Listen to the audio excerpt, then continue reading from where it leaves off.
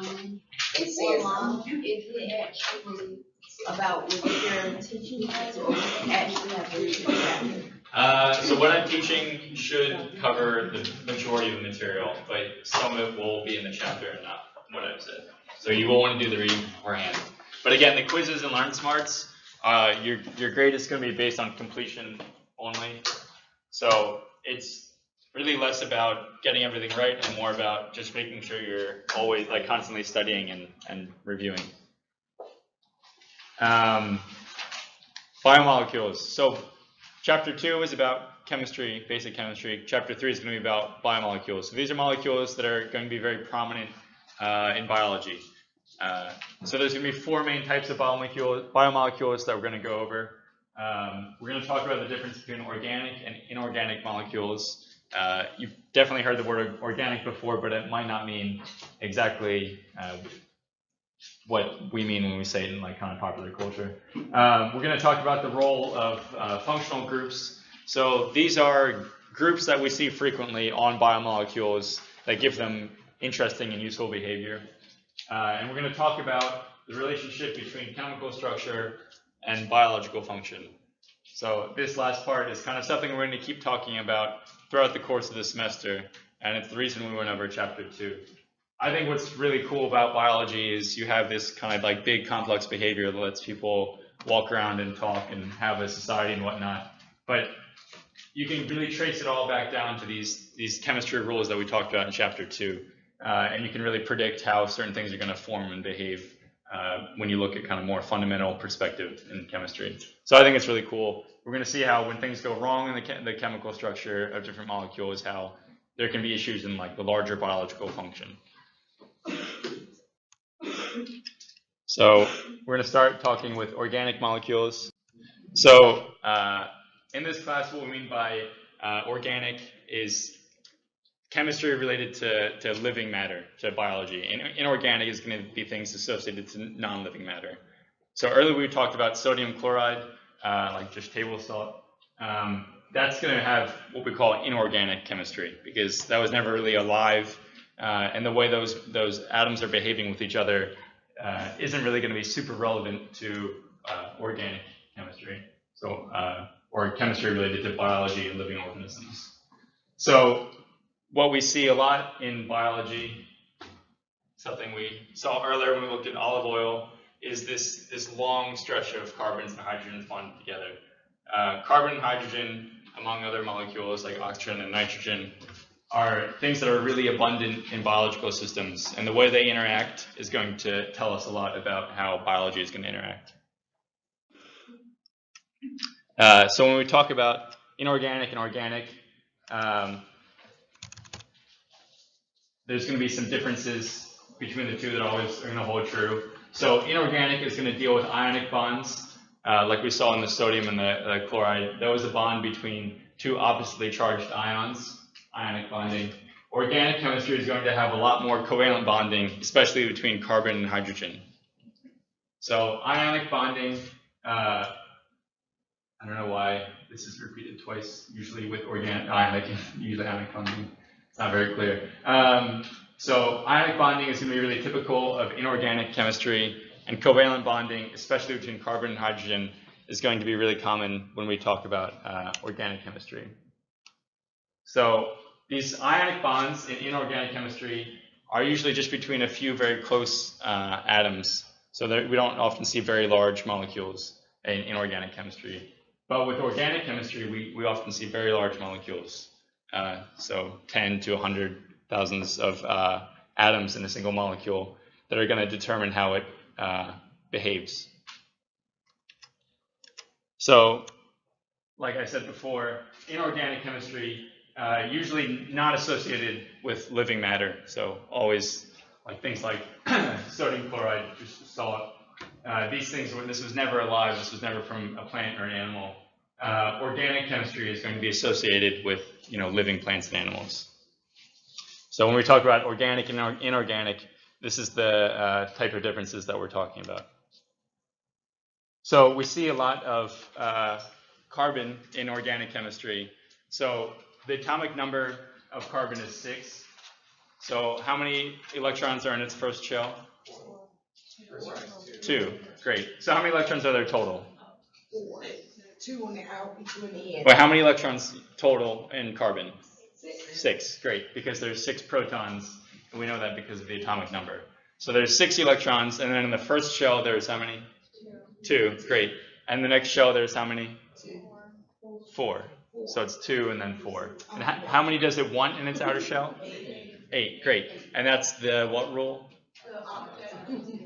Make me feel like I've taught you so much. So happy. So what do we call the outermost shell again? Valence shell. Great. Killing it. So what happens with carbon is, since it has 4 electrons and it wants 4 more, it's going to make 4 more bonds. And so it can do this by bonding with another carbon like this, sharing electrons, and then when it wants to make 3 more, and it might make those with other hydrogens. We see this structure a lot. It can make a double bond between 2 carbons. That means it shares twice as many electrons, and they're going to be even closer together. But it's still, when it double bonds, it still wants to make 2 more bonds, because right now each one has 6, because they're sharing 2, and so it needs 2 more to fulfill its octet. Or it can make a triple bond. This is where they're each going to share 3 electrons, but each carbon still wants 1 more electron to fulfill its octet. So when we talk about carbon in organic chemistry, which is going to be the basis of biology, we're going to see carbon usually making 4 bonds like this, or a double bond and then 2 single bonds. And that's to fulfill its octet rule. And if it fulfills its octet rule, it's going to be more stable. And if it's more stable, it's going to be what we see most frequently when we look into biology. Are these all stable? Yeah, so these carbons would have to make, 1 more bond with the hydrogen. But if you imagine at the end of each of these lines is a hydrogen, then it would be stable. Yeah. But what it can also allow is for really long molecules where they're just carbons bonded to each other, like in the top or in the middle row. And on the end, you'll have hydrogens floating around. Or not floating around, but. So we could see this a lot. A carbon surrounded by 4 hydrogens like this. And you can see how the octet rule of both hydrogen and the carbon is being fulfilled in this schematic cartoon. Why is it always 2 and then 8? So the inner shell wants 2, and hydrogen has so few electrons that it's just going to be satisfying its inner shell. So it's 2 in the first shell and then 8 in each successive shell. So if it wasn't hydrogen or something else, it would still be 2 and then 8? Yeah. It's just how it is. Oh, sorry. The first shell would always be 2 and the next shell would be 8. So it could be surrounded by carbons where their second shell would be interacting out there. All right, so when we see these structures of carbons and hydrogens bonded, we have this really creative name for them called hydrocarbons. And so these are compounds that are just mainly carbon and hydrogen. So since we know carbon and hydrogen have really similar electronegativities, are these going to be polar or nonpolar? They're going to be like olive oil. It's like olive oil, nonpolar.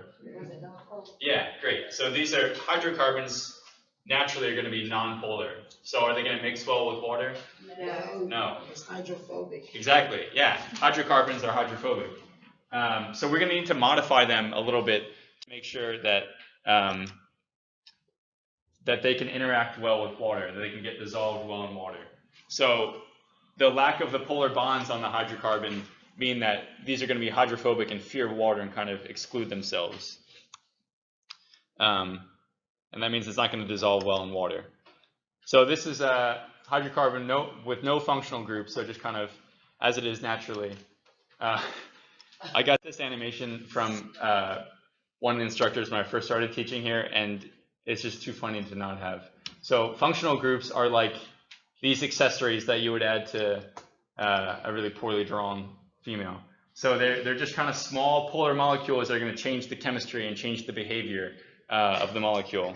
So we go from what was hydrophobic and didn't interact well with water, and we add these small functional groups, and we're going to make it interact well with water. So since our bodies and most biological systems are primarily water, we have to add these functional groups to hydrocarbons to make them work well. So hydrocarbons are just really easy for the body to make, so that's why it's often used as like a template to use to make biomolecules. But you have to modify it when you use that template. So when we add these functional groups here, these hydroxide groups here, around this hydrocarbon, we get what's called glucose, which is a really common molecule in biology. So what are these functional groups going to do to glucose as it gets added to water? It'll interact. Yeah. Great. So the difference, like we know from the hydrogen bonding section, the difference in electronegativity between the oxygen and the hydrogen are high. So this is going to be a polar group, and that polar group means it's going to interact well with water and dissolve in water. So we took a structure of hydrocarbons that we couldn't really use in biology because it was hydrophobic, and we added these functional groups, and now we have glucose, which we can use to store energy or to make structures in biology because it dissolves better in water and it's easier to move around and to make. And can you look at that and tell it's hydrophilic because it has more OHs and Hs? Yeah, exactly. So all of these H's here are just bonded to carbon, and that's going to be nonpolar and not going to help it dissolve in water. But here with the OHs, we have a polar region. Yeah. So what is that like? Mostly the protein in our body, or so not proteins, but yeah. So it's going to look like carbohydrates, and when we look at plant walls, we're going to see it often too. Glycogen, which we're going to store energy with, is going to have this structure. But we'll go over that in a little bit. The 2' at the O and the carbon on top, that stands for like a double bond? Yeah, exactly. And what do the red numbers represent? Like how many of them there are? That's just the number of carbons. Yeah, just saying the 6 carbons. Yeah. I guess this doesn't really add to the point I was making here. Maybe I should get rid of those. It's just like a book. It's a figure that was in the book that like illustrated it, but it's probably just distracting. Okay, so functional groups. These are important because they help your body modify existing structures like hydrocarbons. And when you just modify those hydrocarbons, you're kind of conserving resources. It means cells and biological systems get to use what's available to them and conserve the resources and kind of be more efficient. So if we look at the mass of a human body and we break it up by what elements are there, we can see there's mainly oxygen, carbon, and hydrogen. So that's like the vast majority of our masses, those 3 elements. That's like 95%-ish of our body is those 3 atoms. So that means that that's also approximately true for the food that we're going to be eating, so either plants or animals. And so that's going to be what you're ingesting. That's what's available to your body to do whatever it needs to do. So your body has to use these resources, oxygen, carbon, hydrogen, efficiently to do a lot of really complex roles. And so functional groups help us conserve these resources and get really interesting properties out of them. When you say functional groups, do you think they can do molecules? Yeah, so functional groups are like these small like polar regions like hydroxide. We're going to go over a few more as we move forward, but they're just these small polar regions that we add to hydrocarbons. So how is carbon monoxide made? How is carbon monoxide made? So carbon monoxide is usually made like through a combustion process that wouldn't happen in the body. So like just as you're like combusting organic material, sometimes you'll get like instead of carbon dioxide, you'll get like carbon monoxide. So the monoxide would kill us, basically. Not the carbon part of the combustion, but the monoxide. Yeah. So yeah, carbon monoxide disrupts the gas exchange in your lungs. Okay. And so it makes it so you can't get enough oxygen into your blood. Okay. There's a better description for that, but that's like basically. How can you tell how the functional groups in the right will affect the one group? So the functional groups here are the hydroxide groups that we added. So those are these small polar groups. And so when we add these small polar groups, you take something that was nonpolar and you make it polar, and so it dissolves in water better. So the functional groups make the molecule more polar and help it dissolve in water to make it more hydrophilic. You said you're adding polar groups to make it more non-polar. Yeah, or to make it more polar. Sorry. Yeah. But I thought you couldn't add polar and non-polar to it. So you can, on the same molecule, you can put polar groups on there. But if you have two, like a non-polar and a polar molecule, they won't be attracted to each other, like if they're separate. It's like if you had a magnet, you can like make a magnet by putting a positive and negative end, like attaching them together. But if they're just kind of freely floating around, they won't get attracted unless they're Beautiful. Yeah. Does that help at all?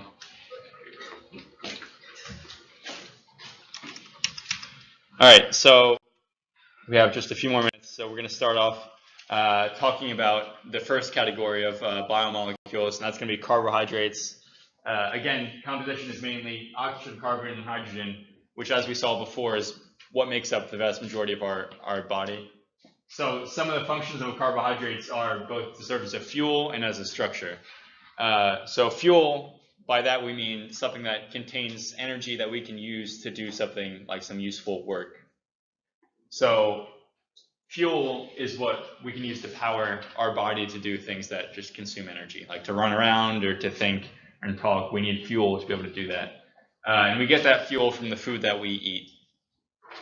So that's as we have to constantly eat to constantly get enough fuel to do the things that we need to survive. By structure, we mean like the outside of a plant, like the walls of a plant. So those are made up of carbohydrate or cellulose. That's going to provide a rigid structure that keeps the plant intact. So carbohydrates are made up of these little building blocks, like kind of like Legos, called monosaccharides. And if there's just one of them, we call it a monosaccharide. If there's two, we say it's a disaccharide, and disaccharides are really common in biology. Or it could be a polysaccharide, which is like a very long chain of monosaccharides. So cellulose is a very long chain of polysaccharide, of a bunch of glucose units. And that long chain has a really unique structure that gives it like a rigidity. Sugar. Yeah, so so glucose is usually found as just a monosaccharide, but it can pair with other monosaccharides to form different types of sugar. A monosaccharide is just one of these little building blocks. It's like one block, and we'll talk about that as we move forward, what it means to be like a building block. All right, so polysaccharides